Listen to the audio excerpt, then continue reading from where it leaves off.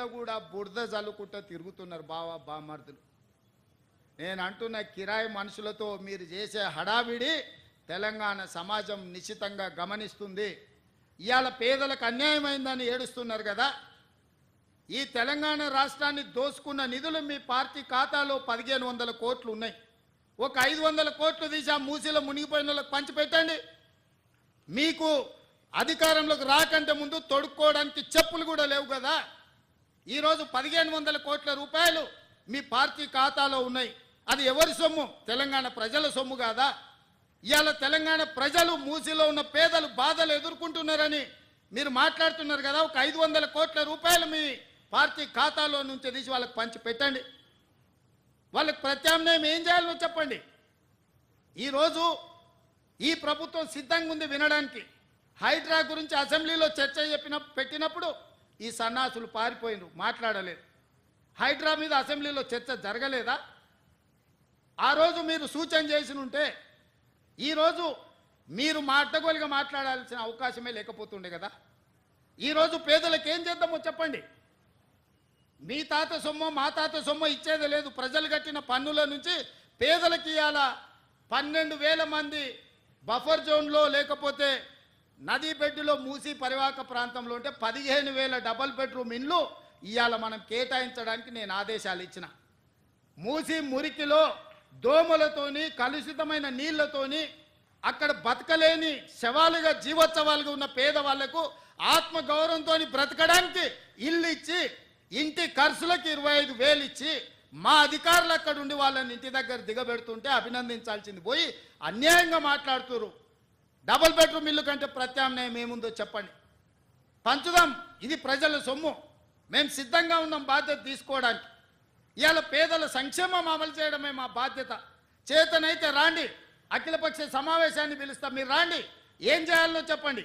ఏది చేసినా వద్దనడం, మీ చేతగాని తనాన్ని కప్పిపుచ్చుకోవడానికి మమ్మల్ని ఏ ప్రయత్నం చేయొద్దనడం ఇది సమంజసమని నేను అడుగుతున్నా. 10 నెలలు కూడా కాలే మేము అధికారంలోకి వచ్చి. 10 ఏళ్ళు ఈ రాష్ట్రాన్ని దోసుకతిన్న మీరు ఇవాళ ఆగర్భ శ్రీమంతులు ఎట్లయినరు? మీరు మాత్రం ఫామ్ హౌజుల్లో ఉండాలి. మీ ఫామ్ హౌజులను కాపాడుకోవడానికే కదా ఇవాళ వీళ్ళను ముసుగు తొడుక్కొని రక్షణ కవచంగా పెట్టుకొని పేదోళ్ళను పెట్టి కూలగొట్టొద్దు అంటారు. ఇవాళ ఇన్ని మాట్లాడుతున్న కేటీఆర్ జన్వాడలో నీకున్న ఫామ్ హౌస్ అక్రమ నిర్మాణం కాదా? అది కూలగొట్టాలనా వద్దా నువ్వు చెప్పు. హరీష్ రావు అజీజ్ నగర్లో నీకున్న ఫామ్ హౌస్ అక్రమమా కాదా? దాన్ని కూలగొట్టాలనా వద్దా చెప్పు. సబితమ్మ, నీ 3 కొడుకుల పేర్ల మీద 3 ఫామ్ హౌసులు కట్టినావు కదా. నువ్వు సబితమ్మ లేక పేద అరుపులు అరవకమ్మా. నీకున్న ఫామ్ హౌసులు కూడా లెక్కలు ఉన్నాయి. కూలగొట్టాలనా లేదా సబితమ్మ? నువ్వు సలహా చెప్పు. మీకు వెనకంగా ఉన్న కేవీపీ రామచంద్రరావులై కూలగొట్టాలనా వద్దా చెప్పు. ఇవాళ అక్రమంగా ఫామ్ హౌజులు నిర్మించుకొని మీ ఫామ్ హౌజుల మీద ఎక్కడైతే తొలగింపు ఏటు పడుతుందో మీ ఫామ్ హౌజులు కూలుతాయని చెప్పి ఇవాళ పేదలను రక్షణ కవచంగా పెట్టుకొని ఇవాళ మీరు నాటకాలు ఆడుతున్నారు. నల్ల చెరువులో ప్లాట్లు వేసి అక్రమంగా అమ్మినోడు మీ పార్టీోడు కాదా? మూసి నది ఒడ్డున ప్లాట్లు వేసి పేదలకు 10 లక్షలకు 100 గజాలు అమ్మింది మీ సన్నాసులు టీఆర్ఎస్ నాయకులు కాదా? ఇవాళ 100 గజాలు 10 లక్షలకు నల్ల చెరువులో సున్నం చెరువులో ఇవాళ మూసి నది ఒడ్డున మీరు ప్లాట్లు చేసి అమ్మి ఇవాళ ప్రభుత్వ భూమి అని తేలంగానే వాళ్ళు ఎక్కడ మిమ్మల్ని చొక్కా పట్టుకొని మా పైసలు మాకు వాపసు చేయమని అడుగుతారో అని చెప్పి ముందే పార్టీ కార్యకర్తలని ఉసిగొల్పి ఈరోజు ఈ ధర్నాలకు దీక్షలకు తిరుగుతున్నారు.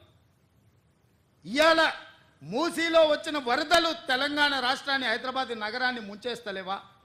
మరి వాటికి పరిష్కారం ఎట్లా? నాకు తెలియదా? ఇవాళ కొంతమంది పేదలు ఇండ్లు తీస్తే వాళ్ళకి దుఃఖం ఉంటుంది, వాళ్ళకి బాధ ఉంటుంది, వాళ్ళు కొంత ఆవేశంగా మాట్లాడతారని నాకు తెలియదా? రాజకీయంగా లాభమో నష్టమో ఉంటుందో నేను అంచనా వేయలేనా? 20 ఏళ్ళు ప్రజాక్షేత్రంలో ఉన్నోని, ప్రజలలో తిరిగినోని, పేద ప్రజల కష్టమేందో తెలియకుండానే తెలంగాణ రాష్ట్రానికి ముఖ్యమంత్రి అయినా. కానీ నగరాన్ని కాపాడుకునే బాధ్యత మన మీద లేదా? మీరు ఆలోచన చేయండి. ఇవాళ హైదరాబాద్ నగరానికి తాగునీరుని అందించిన ఉస్మాన్ సాగర్, హిమాయత్ సాగర్లో బల్చినోళ్ళు బల్చి కొట్టుకుంటున్నోళ్ళు ఫామ్ హౌజులు కట్టుకొని వాళ్ళ డ్రైనేజ్ తీసుకెళ్ళి ఆ గండిపేటలో హిమాయత్ సాగర్, ఉస్మాన్ సాగర్లో కలిపితే వాళ్ళ డ్రైనేజ్ నీళ్లు హైదరాబాదు నగరం తాగాలనంట. ఈ నా కొడుకులు చెప్తున్న భాష గది. ఇవాళ ఆ ఫామ్ హౌస్ చుట్టూతో కట్టుకున్న ఇల్లు ఎవరివి?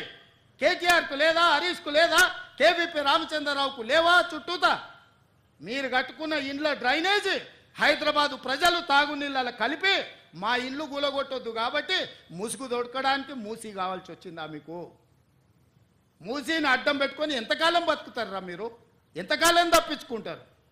వారం రోజులు, 10 రోజులు, 15 రోజులు, నెల రోజులు అయినా వదల మీ భర్త మీరు అనుకుంటూనే ఒక్కనొక్కని చింతపండు చేస్తా. మూసి పేదలకు ఏం చేద్దామో చెప్పండి. ప్రతి పేదవాడికి మంచి కాలనీలు చేసి ఇల్లు కట్టిద్దాం చెప్పండి. ప్రభుత్వం దగ్గర భూములు లేవా? ప్రభుత్వం ఏమైనా గొడ్డుపోయిందా? జవహర్ నగర్లో 1000 ఎకరాలు ఉంది ప్రభుత్వాన్ని. మూసీలున్న పేదోళ్ళందరికీ తలా 150 గజాలు చేసి ఇచ్చి ఇందిరమ్మ ఇల్లు కట్టిద్దాం. రాండి సన్నాసులారా, ముందుకు రాండి, పేదోళ్ళకి కట్టిద్దాం. ఎవరైతే నమ్మి మోసపై కట్టుకున్నారో వాళ్ళ ఇల్లు కట్టడానికి ఎంతైందో నష్టపరిహారం ఇద్దాం, ప్రభుత్వం ఖజానా నుంచి పంచుదాం. రాండి, అందరం కూర్చొని పంచుదాం ఒకటే వేదిక మీద. ఇవాళ ఈ ప్రాంతంలో ఎంపీ ఆయన మాట్లాడుతున్నాడు. ఇక ఆయన గురించి నేను ఎక్కువ మాట్లాడదలుచుకోలే, కానీ ఆయనకు బాధ్యత లేదా? ఎంపీకి గెలిచినావు కదా, మోడీ దగ్గర నుంచి ఏం తెస్తావు తీసుకురా. గుజరాత్లో అహ్మదాబాద్లో సబర్మతి రివర్ ఫ్రంట్ నరేంద్ర మోడీ కట్టుకోవచ్చు అంట, కానీ నరేంద్ర మోడీకి ఊడిగం చేస్తాడంటే కానీ మూసీ రివర్ ఫ్రంట్ మాత్రం తెలంగాణలో కట్టొద్దంట. ఏం న్యాయమా ఇది? ఇక్కడ ఉన్న ప్రజలే కాదు, నువ్వు కూడా బతకనికి వచ్చినోనివే. నువ్వు బతకనికి వచ్చినావు, ఓట్లు వేయించుకున్నావు, ఎంపీ అయినావు. కానీ వాళ్ళు మాత్రం మూసీలు అదే మురికి కూపంలో ఉండాలనా? వాళ్ళందరినీ చక్కదిద్దాల్సిన బాధ్యత నీకు లేదా? రా, ఈటల రాజేందర్ ఇద్దరం కలిసి మోడీ దగ్గరికి పోదాం. పోయి 25,000 కోట్లు తీసుకొద్దా, మూసీలు ఉన్న పేదోళ్ళకి పంచి పెడదాం, ఇల్లు కట్టిద్దాం, డబుల్ బెడ్రూమ్ ఇల్లు కాదు మంచి కాలనీలు కట్టిద్దాం వాళ్ళకు. 40 లక్షల కోట్ల బడ్జెట్ ఉంది కదా మోడీ దగ్గర. హైదరాబాద్ నగరానికి 25,000 కోట్లు ఇవ్వలేడా?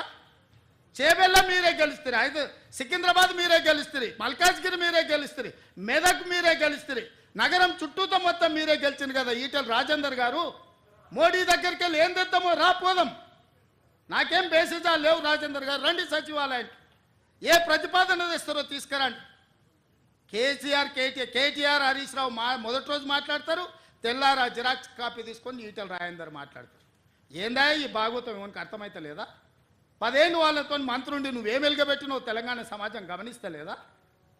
గౌరవం పెట్టుకోండి రాజేందర్ గారు. మీరు మిమ్మల్ని గౌరవించాలనే మేము అనుకుంటున్నాం, కానీ మీరు ఆ గౌరవం నిలబెట్టుకునే పరిస్థితి లేదు.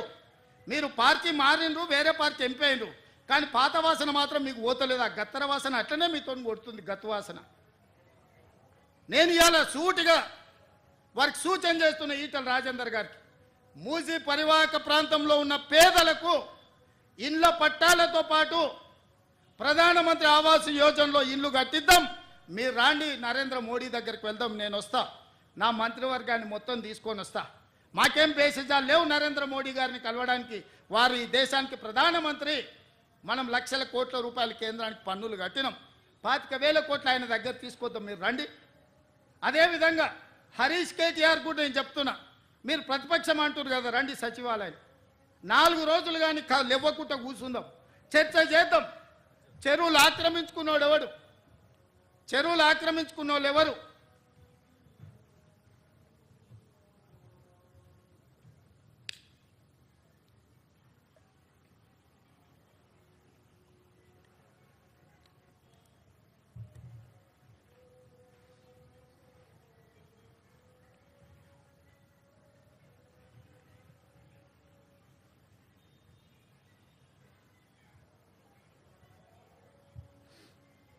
నకరేకల్లు, భువనగిరి, ఆలేరు ఇవన్నీ మూసీ ప్రాజెక్టు కింద 40,000 ఎకరాల ఆయకట్టు ఉంది. ఇక్కడి నుంచి అక్కడికి మురుగునీళ్ళు పోయి ఒక పక్కన ఫ్లోరైడ్, రెండో పక్కన మూసీ మురికి నల్గొండ జిల్లా ప్రజలు బతకలేని పరిస్థితిలో ఉంటే ఆ నల్గొండను ప్రక్షాళన చేయడానికి ఈరోజు ఒక ప్రయత్నం చేస్తుంటే దాన్ని అడ్డుకుంటారు. రేపు పొద్దుగాలు ఏ మోకం పెట్టుకొని నల్గొండలు తిరుగుతావు కేటీఆర్? నువ్వు నల్గొండల కాలు పెట్టు, ఓ ఈరోజు భువనగిరో, ఆలేరో, నకరేకల్లో పోయిరాపో ఒకసారి. పోయి వస్తే నీకు హరీష్ రావుకి అక్కడ ఏముందో పరిస్థితి తెలుస్తుంది. మూసి మురుగుతోనే అక్కడ పంటలు ఎట్లా కలుషితమవుతుందో పోదంపా. అక్కడ నీళ్లు తాగి పశువులు చచ్చిపోతున్నాయి, అక్కడ పాలు కూరగాయలు కూడా తినలేని పరిస్థితి ఉన్నాయి. ఆకు కూరలు కూడా ఈ కలుషితమైన నీళ్ళ వల్ల ఎంత కాలుష్యం వచ్చి ఎంత విషంగా మారిందో నల్గొండ జిల్లా. ఈరోజు వాళ్ళు విషం దిగమింగుకొని నల్గొండ ప్రజలు బతుకుతున్నారు. ఇవాళ విషాన్ని దిగమింగుతున్నది నల్లగొండ. ఆ నల్లగొండను బాగు చేయడాలంటే మూసి ప్రక్షాళన చెయ్యాలి. ఆ మూసిని బాగు చేద్దామని మేమంటే మీరు అడ్డం పడుతున్నారు. అంటే నల్గొండ ప్రజలు సావాల్సిందేనా శాశ్వతంగా? ఒక పక్కన ఫ్లోరైడ్ ప్రాబ్లము, రెండో పక్కన మూసి కలుషితము, ఈ రెండింటితో నల్గొండను చంపేద్దామా?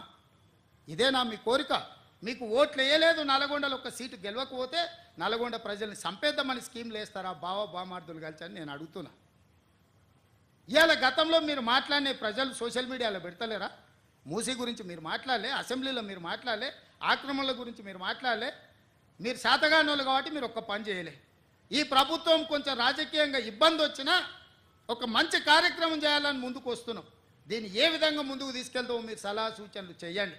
అంతే తప్ప కిరాయి మూకలు నెంబడేసుకొని మేము అడ్డగోలుగా మాట్లాడతాం, మేము అడ్డుకుంటామంటే ప్రతి ఒక్కడు బుల్డోజర్ నా మీద నుంచి పోవాలి, బుల్డోజర్ నా మీద నుంచి పోవాలంట. ఎన్ని బుల్డోజర్లు కొనాలనే? నేను హరీష్ కోటి కొనాలంట, రాజేందర్ కోటి కొనాలంట, కేటీఆర్ కోటి కొనాలంట. నెత్తి మీద జుట్టు లేని వాళ్ళు కూడా చాలా మంది బుల్డోజర్ నా మీద నుంచి ఫస్ట్ పోవాలంటారు. ఎన్ని బుల్డోజర్లు కొనాలి వీళ్ళ కోసము? ప్రభుత్వం దగ్గర అంత ఏడుంది? అప్పులు చేసిపోయింది కేసీఆర్. వీళ్ళందరి కోసం బుల్డోజర్లు కొనాలంటే లేవు, బుల్డోజర్లు కొనం. మీలాంటి సన్నాసుల కోసం బుల్డోజర్లు అవసరమా? దారుణమే పిచ్చుకుక్క గరిస్తే కూడా సస్తారు మీరు. మీ గురించి నేను ఆలోచన చేయాల్సిన అవసరం ఉందా? కాబట్టి మిత్రులారా, నేను ఇక్కడ ఉండే అధికారుల నుంచి శ్రేణుల వరకు ఒకటే మాట, ఒక మంచి సంకల్పంతో చిత్తశుద్ధితో ఈ కార్యక్రమాన్ని తీసుకున్నాం. రాజకీయంగా నాకు తెలుసు కొంత నష్టం కొంత కష్టం ఉంటుంది. రాజకీయాల కోసం ఈ ప్రాజెక్టును చేపట్టలేదు. ఇవాళ ఆపితే ఈ శ్రీమంతులు అందరూ వచ్చి సంచులు ఇస్తారు. ఆపినోనికి సంచులు ఎట్లా అడ్డం పడడానికే సంచులు తీసుకున్నోనికి తెలుసు సంచుల గురించి. తొలగిస్తే సంచులు ఎవడు ఇస్తాడా? తొలగిస్తే తిట్లు వస్తాయి. తిడుతురు కదా, తిట్టనీకే ఈరోజు ఈ పనులు చేస్తున్నానా? నేను రాబోయే తరాల కోసం ఒక మంచి పని చేయాలనే చిత్తశుద్ధితో నేను ప్రయత్నం చేస్తున్నా. అందుకే ఈరోజు ప్రతిపక్షాలకు నా సూచన, మీరు రాండి, ఈ ఆక్రమించుకున్న చెరువులను ఏ విధంగా ఆక్రమణలు తొలగిద్దామో, మూసీలో ఉన్న ఈ మొత్తం వ్యవహారాన్ని సరిదిద్దుదాము, నగరాన్ని బాగు చేసుకుందాము. ఇంతవరకు అంచనాలే వేయలే, ఈ మధ్యలోనే కన్సల్టెంట్ని ఫైనల్ చేసినాం ఎట్లా కడదాము ఏం చేద్దామని.